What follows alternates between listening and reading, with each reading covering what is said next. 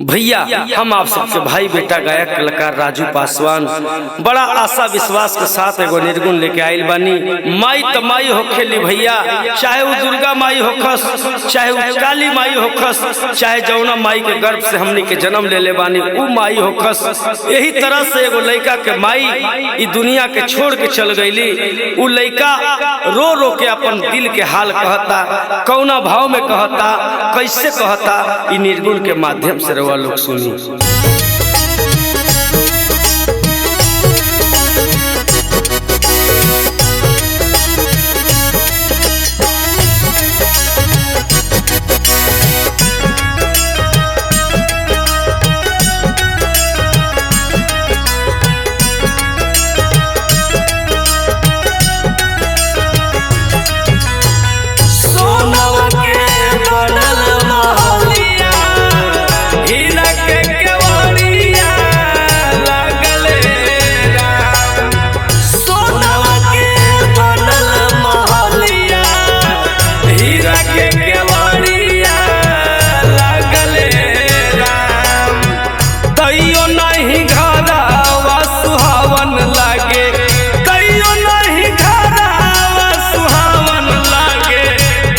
बूढ़ी मैया बिनय राम कहियो नहीं घरवा सुहावन लागे।